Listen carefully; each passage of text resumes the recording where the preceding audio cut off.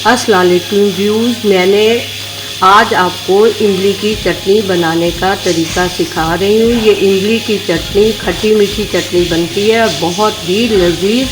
एक दफ़ा आप बनाएंगे, आपके घर वाले इंशाअल्लाह ताला अल्लाह के फजल करम से बहुत इसे पसंद करेंगे। अब मैंने रात में आधा किलो इमली ली थी, उसको आधा किलो ही पानी में तकरीबन आधा से 3 पाव पानी के अंदर मैंने उसको गर्म पानी में भिगो के इमली को रख दिया। अब इमली को सुबह मैंने ये चढ़ा दिया है, इसकी ये कंडीशन है। अब इसमें से जब ये अच्छी तरह से इमली का गूदा तैयार हो जाएगा तो फिर मैं इसमें से गुठली और जो ये इमली के बाल होते हैं उनको मैं निकाल दूंगी। अब मैं इसके लिए इसमें जो इंग्रेडिएंट्स इस्तेमाल कर रही हूँ वो मैं आपको बताती हूँ।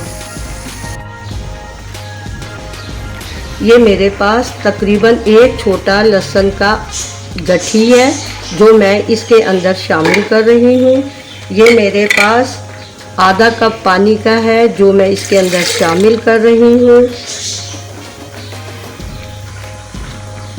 ये तकरीबन आधा कप से थोड़ा कम सिरका है जो मैंने इसमें शामिल किया है। ये मैं अब ग्राइंड करूँगी।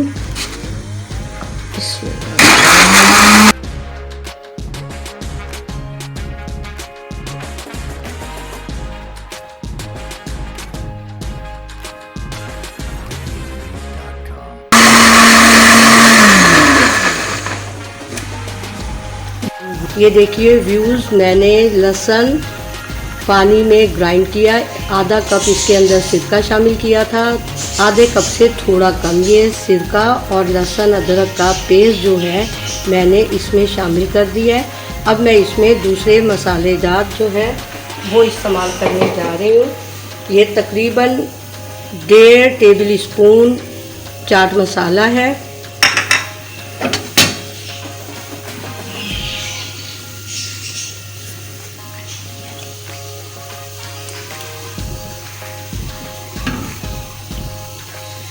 ये 1 टेबल स्पून लाल मिर्च है।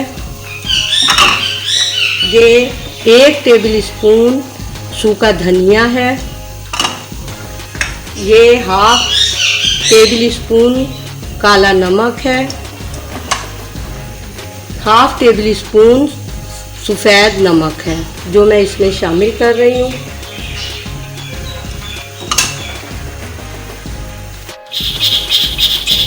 देखिए, अब ये मेरी इमली जो है इस कंडीशन में आ चुकी है। अब मैं इसमें से इमली में से ये जो बाल नज़र आ रहे हैं आपको, ये निकालूंगी और ये इमली की गुठलियाँ जो है वो निकाल के इसको साफ़ करते हैं। उसके बाद फिर हम आपसे मिलते हैं।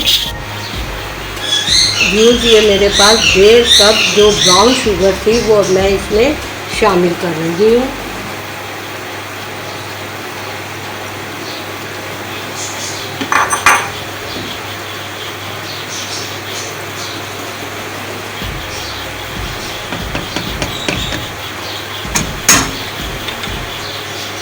ये वाइट चीनी वो शुगर जो है वो मैं शामिल करूँगी। अब ये अंगूर जो है, ये इसमें किशमिश भी शामिल होती है लेकिन मैं आज किशमिश की जगह अंगूर शामिल कर रही हूँ। ये मैं अंगूर पहले ग्राइंड करूँगी, उसके बाद फिर मैं इसके अंदर शामिल करूँगी। ये तकरीबन आधे कप से आधी प्याली से थोड़ी ज़्यादा मैं पानी इसके अंदर शामिल कर रही हूँ। अब मैं इसको ग्राइंड करूँगी।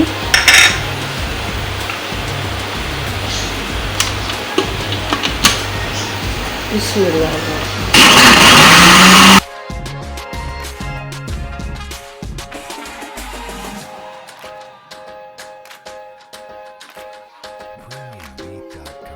व्यूज़, अब मैं ये अंगूर जो है जो मैंने ग्राइंड किए थे वो इसके अंदर मैंने शामिल कर दिए हैं। अब ये थोड़ी देर पकेंगे, थोड़ी देर पकाएंगे इसको। जब ये गाढ़ी हो जाएगी तो हमारी चटनी तैयार है। फिर मिलते हैं आपसे।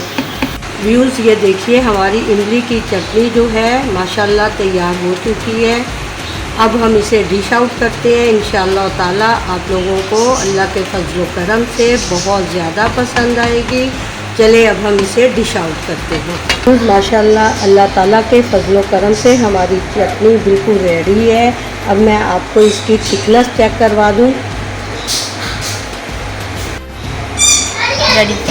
ये देखिए, ये इतनी गाढ़ी रखनी है। अगर आप चाहें तो इसको थोड़ा सा पतला भी कर सकते हैं। अब आप इसको जारों में भरिए, भर के फ्रिज के अंदर रखें या बाहर तकरीबन आपकी 1 हफ्ते तक ये बिल्कुल सही रहेगी। लेकिन सूखा चम्मच इस्तेमाल करना है आपने। और इसको अगर आप फ्रिज में रखते हैं तो तकरीबन 3 से 4 महीने तक ये आपकी चटनी बिल्कुल महफूज रहेगी। आप मीठे दही बड़ों के साथ और छोलों के साथ आप इस्तेमाल कर सकते हैं। वो इंशाल्लाह नेक्स्ट टाइम आपको रेसिपी उनकी दूँगी। व्यूज़ अल्लाह हाफिज़। इंशाल्लाह फिर नेक्स्ट टाइम आपसे मिलते हैं।